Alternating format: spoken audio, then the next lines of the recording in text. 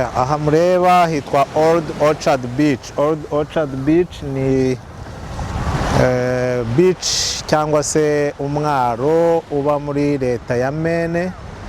Leta ya Maine, ariko mureba abantu bari hano harimo abo muri leta zunze ubumwe za Amerika, ariko harimo n'abo muri Canada. Abaturanyi ba Canada baba baje hano kwishimira ibyo bagezeho mu mwaka. Ubu turi muri sama, mu mpeshyi. Nuko haba hameze Old Orchard Beach. Ni beach maze imyaka myinshi cyane. Aya mazi rero, iyi ni inyanja ya Atlantika, ni inyanja ya Atlantika, naho umwaro kitwa Old Orchard Beach.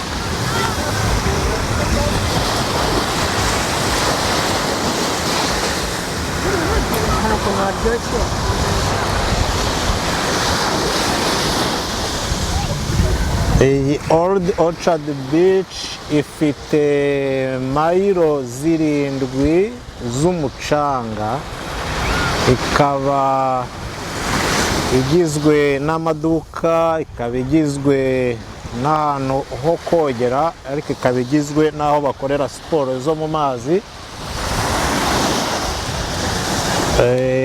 N'ahantu hafite amaparike yo gukiniramo, ariko hakaba harimo n'amahoteli menshi cyane.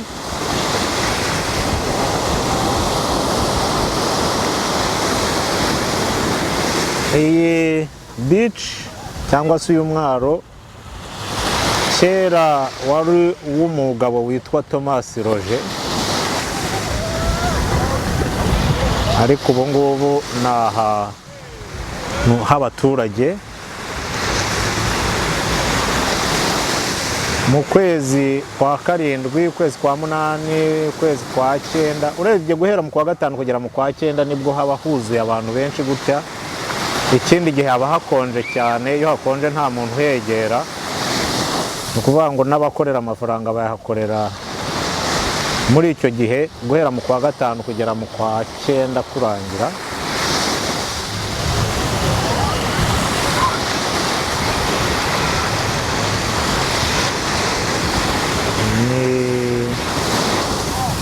Bivugwa ko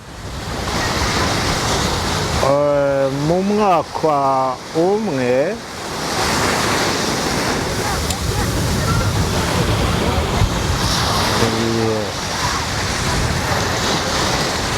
ni ahantu hakira hatuye abantu 8,000, ariko ibyo byonyine birarenga ku munsi umwe by'abaturage baza kuhasura batahatuye.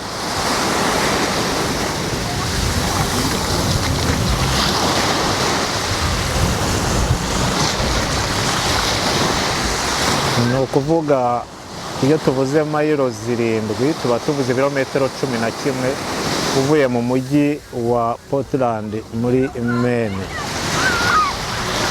Aha rero hahoze hatuye abaturage bitwa Abenaki.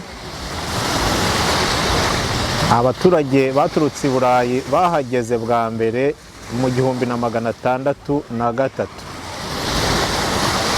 Bahise bahatunganya ku buryo mu 1653 hatangiye gukoreshwa gutya, ariko haba umutungo w'umugabo witwa Thomas Roger mu 1657.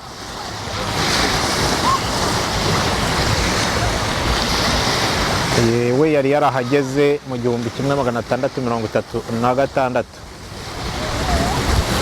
Thomas Roger yaje kuhava rero we n'umuryango we berekeza ahitwa Kiteri. Kiteri ni ahantu hacururizwa, hari isoko mpuzamahanga rikomeye cyane, ndetse n'abanyafurika baza kurangura ibintu.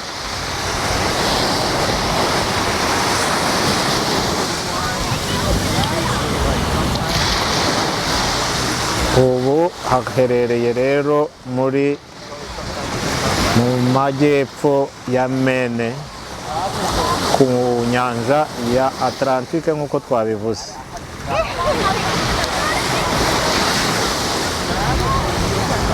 Abantu bakunze kuhasura hari abantu bo muri Lithuania, muri Latvia no muri Turukiya, abaserbe, abo muri Bulgaria n'abarusiya nibo biganje ahangaha, kubera ko aka gace gafitanye amasezerano n'ibihugu by'aho ngaho byo kuhanahana abanyeshuri. Hanyuma hakaba hari abantu benshi baturutse muri Quebec, Canada, biganjemo abavuga igifaransa. Aka gace abagatuye b'abasaza n'abakecuru baracyavuga igifaransa.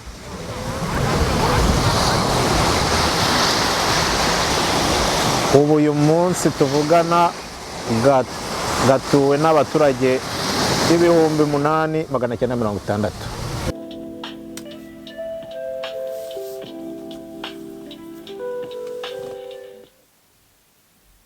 Seven miles of unbroken sand defines Old Orchard Beach, a striking contrast to the rocky, fragmented coastline that characterizes most of Maine.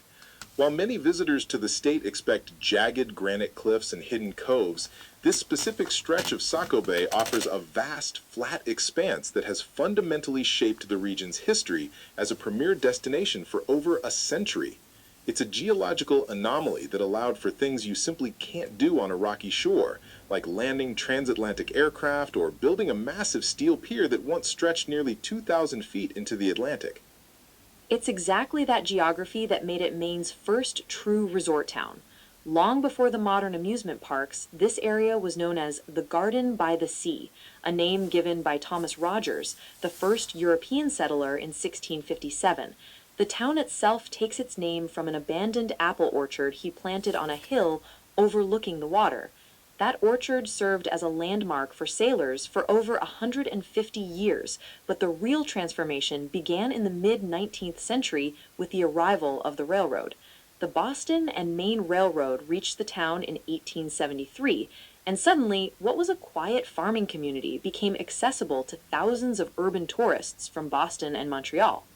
The connection to Montreal is particularly interesting because it created a cultural dualism that persists today. Unlike many other Maine beach towns that feel distinctly New England, Old Orchard Beach has this deep-rooted French-Canadian identity. You see the Canadian flag flying alongside the American one, and it's common to hear French spoken on the boardwalk. This isn't a new trend, it dates back to the Grand Trunk Railway connecting Montreal to Portland in 1853. By the late 1800s, wealthy families like the Molsons and the Bronfmans were vacationing here. That's a vital point because it established a generational loyalty. Today, roughly 6 out of every 10 visitors are Canadian, often returning to the same motels and campgrounds their grandparents visited. This influx reached a fever pitch after World War II when middle-class Quebecois families began coming in droves. For many, Old Orchard Beach was their first point of contact with American culture. They'd stay for weeks. dancing to the same big band music and eating the same food as their American counterparts, which bridged a cultural gap through shared leisure.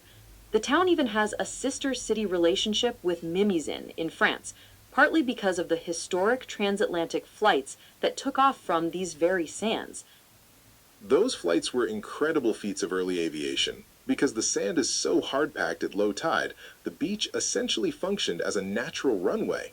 In June 1927, just months after his historic Atlantic crossing, Charles Lindbergh landed the Spirit of St. Louis right on the beach. He was supposed to land in Portland, but heavy fog forced him to find an alternative. He knew about a hangar in Old Orchard operated by Harry Jones, a pioneer aviator who had been offering $5 plane tours since 1919. Lindbergh spent the night in a Spanish-style villa called Castillo del Mar, and thousands of people swarmed the beach just to get a glimpse of him. The aviation history doesn't stop with Lindbergh.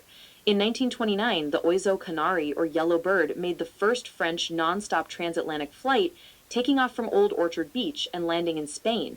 It was a harrowing takeoff because they discovered a 22-year-old stowaway named Arthur Schreiber hiding in the back. The extra weight almost caused the plane to crash into the seawall, but they cleared it and made history. These events solidified the beach's reputation as a place where the impossible happened, and that same spirit of spectacle translated into the architecture of the town, specifically the pier. The pier is the physical heart of the town, but its history is a cycle of destruction and rebirth. When the original steel pier opened in 1898, it was a global marvel.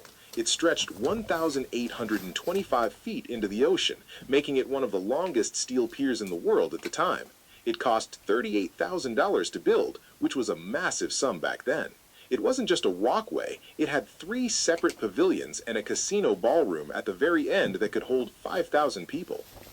The ballroom era was the pier's golden age. In the 1930s and 40s, it was a mandatory stop for the greatest entertainers in the world. Duke Ellington and his orchestra played there nearly 20 times. You had Louis Armstrong, Frank Sinatra, Benny Goodman, and the Dorsey brothers all performing over the waves. Imagine being a quarter mile out into the Atlantic, surrounded by thousands of people dancing to live jazz. It was the epitome of seaside glamour. But as you mentioned, nature hasn't been kind to that structure. Storms in 1898 and 1909 repeatedly shortened the pier. The 1909 storm was particularly brutal. It broke off a 300-foot section in the middle, leaving workers stranded in the casino for 2 days while 4-ton ice chunks battered the pilings. It seems like every few decades, the town has to survive a major catastrophe. The fire of 1907 was probably the most devastating, destroying 75% of the town, including the lavish velvet hotels that defined the Victorian resort era. Then you have the later fires in the 1960s and 70s that claimed the carousels and much of the pier attractions. But the real final blow to the historic pier was the blizzard of 1978. That storm had such a massive surge that it essentially wiped the slate clean. The pier we see today, which opened in 1980, is much shorter, only 500 feet, but it remains the focal point for the boardwalk experience.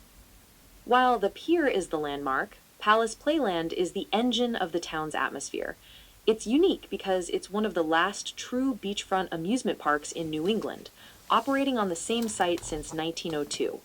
It evolved from a simple roller skating rink and a merry-go-round into a 4-acre park with over 28 rides. There's something technically fascinating about maintaining heavy machinery like the Sea Viper roller coaster or the massive Ferris wheel in a salt air environment where everything wants to corrode. They've had to adapt, moving away from the old wooden coasters like the Cyclone to modern steel structures that can better withstand the coastal elements. The sensory experience of Palace Playland is inseparable from the local food. There's a real rivalry, or perhaps a partnership between institutions like Pier French Fries and Bill's Pizza. Pier Freeze has been hand-cutting potatoes since 1932.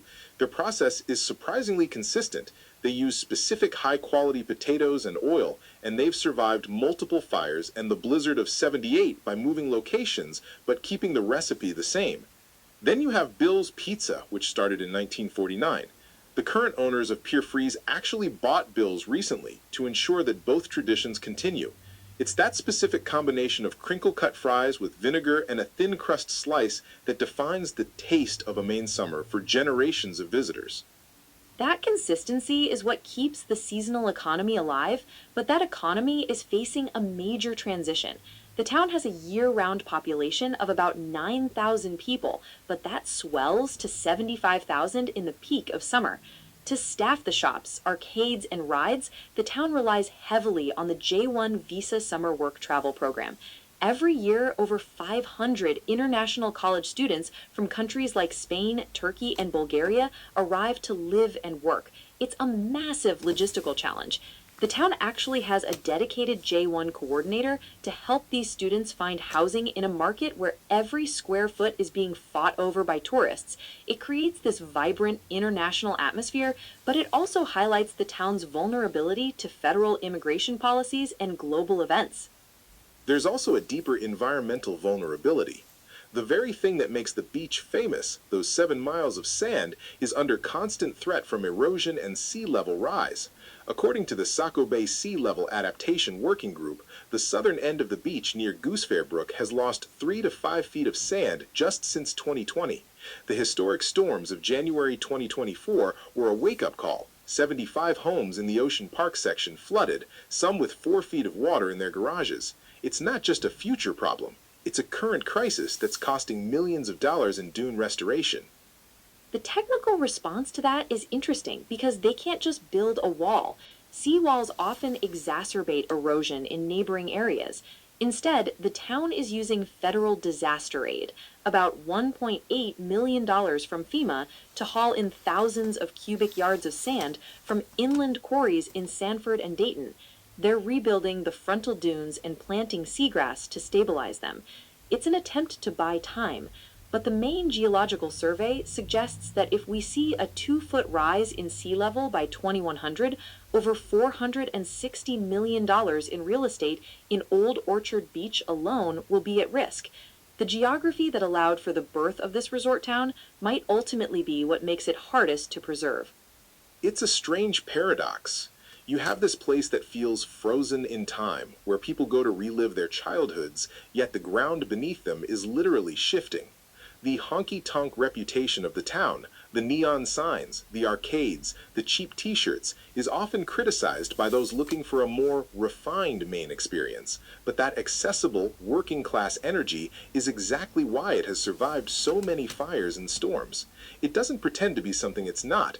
It's a place designed for pure pleasure, just as it was a century ago when people were taking 5-cent train rides to the end of the pier. That lack of pretension is its greatest strength. While other coastal towns have become prohibitively expensive or strictly residential, Old Orchard Beach remains a community where a family can still get a cheap slice of pizza and ride a Ferris wheel over the ocean. It's a living archive of the American seaside vacation.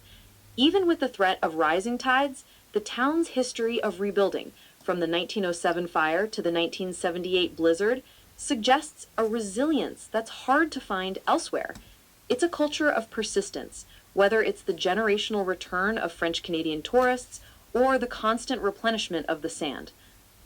The future of the town will likely involve some tough choices about which parts of the coastline can be saved and which might have to be surrendered to the Atlantic.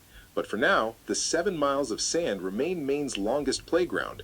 It's a place where aviation history, big band glamour, and modern summer tourism all overlap on a single boardwalk.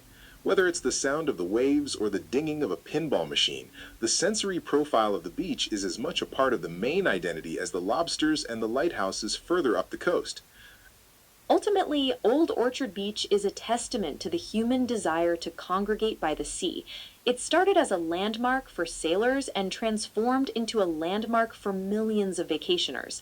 As long as those 7 miles of sand remain, people will continue to find their way to Saco Bay to experience that specific brand of seaside magic. It's a reminder that even the most permanent-seeming structures are subject to the whims of the ocean, but the traditions we build around them can be incredibly durable. Share this episode with someone who treasures the history of the classic American summer.